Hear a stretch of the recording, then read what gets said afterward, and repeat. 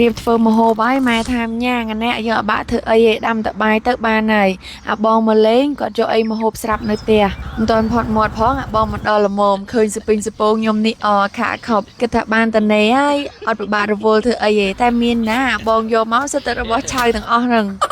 មកដល់រៀងល្ងាចហើយរបស់របរក៏ច្រើនទៀតអញ្ចឹងមានតែជួយគ្នាធ្វើម្ដាយមួយជើងម្នាក់ក្មួយខ្ញុំក៏ជួយដែរ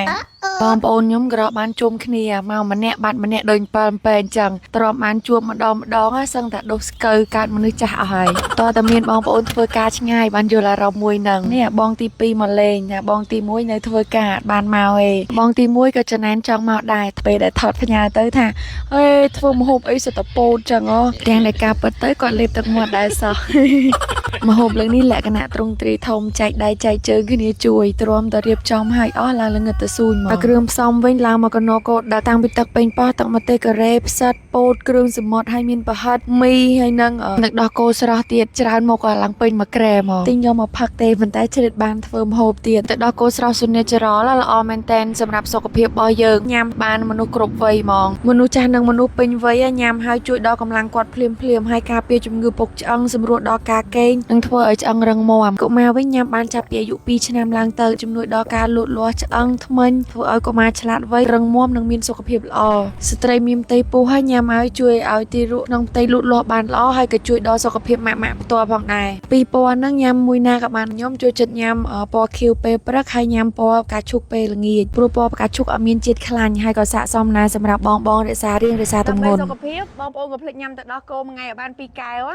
បកមកមុខម្ហូបយើងវិញបងប្រុសខ្ញុំគាត់កំងគ្រឿងសមុទ្រក្លោកពោតខ្ញុំដាក់ឲ្យច្រើនមានប្រមាណដាក់ទាំងអស់ស្រួលបានញ៉ាំពោតជំនួសបាយដែរហើយអត់មានស្ប៉ាហ្គេទីអញ្ចឹងខ្ញុំយកមីជំនួសគ្រឿងសមុទ្រក្លោកនេះជាលើកទី1របស់ខ្ញុំហើយតែដើម្បីបងប្រុសត្រូវតែធ្វើឲ្យបានរបស់ណាដែលក៏រឆ្អិនដូចពោតដូចប្រហិតអញ្ចឹងខ្ញុំស្រុះទុកឲ្យហើយស្រាប់ដាក់ម្លីងប៊ឺជាមួយនឹងខ្ទឹមសខ្ទឹមក្រហមច្រាមហើយចាក់ទឹកប៉េងប៉ោះនិងទឹកម្ទេសការ៉េចូលចំណែកម្ទេសយើងអាចប្រើម្ទេសផ្លោកច្រាមក៏បានដែរស្ករក្រហមហើយនឹងថែមទឹកត្រីម្សៅស៊ុបតាមចំណង់ចំណូលចិត្តរបស់យើងពីក្រៅទៀតច្បល់គ្រឿងចូលគ្នាសពអស់ឡើងឈ្ងុយហើយចាំចាក់ពោតប្រហិតនិងមឹកចូលក្មួយខ្ញុំអត់ទៅលេងនៅណាឆ្ងាយឯងឈរមើលណៃអ្នកខ្លះហៀទឹកមាត់ឡើងចង់សើមដីហើយ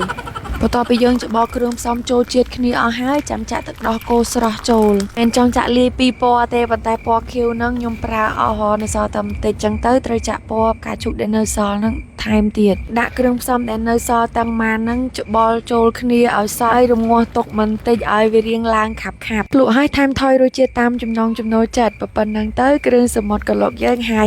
អាចចាក់លាយច្បល់ជាមួយមីបានមីនេះខ្ញុំអត់ដាក់ទៅតែហ្មងឯងខ្លាចវារីកជ្រុលទៅអត់ឆ្ងាញ់ចឹងសុចិត្តចាក់ពីលើចឹងវិញក្មួយខ្ញុំម្នាក់មុខរីកហើយអត់ហ៊ានដកភ្នែកពីគ្រឿងសមុទ្រក្លោកឯងសុចិត្តទៅយកចានយកឆ្នាំងហើយគេចេះរៀបចំអីឡើងមកស្អាតហ្មងគេចេះអូសតុកតូចនឹងដាក់សម្រាប់ក្មេងៗគ្នាឯងអត់ទៅច្រឡុកច្រឡំជាមួយមនុស្សចាស់ហេហើយនិយាយពីថាដាក់ចូលភ្លាមម្នាក់អូយញាប់ដៃញាប់ជើងសមាជិកគ្រួសារខ្ញុំទាំងអស់នេះទាំងបងប្រុសទាំងបងស្រីក្មួយវិញឡើងចង់មកភូមិនេះបាត់មកគ្រួសារផងបើសិនជាមកគ្រួសារនឹងថែមទៀតក្រែមួយនឹងអត់ល្មមទេតដល់ក្រែ2ក្រែ3ពេលដែលញ៉ាំជុំគ្នាអញ្ចឹងសបាយអាចារ្យពីក្នុងទូប្រមូលមកអស់ហើយប្រហែលក៏យកមកដែរដាក់នេះដាក់នោះអូយឡើងពេញទៅនឹងតែដល់ពេលដែលញ៉ាំហើយចង់បញ្ចប់ទៅ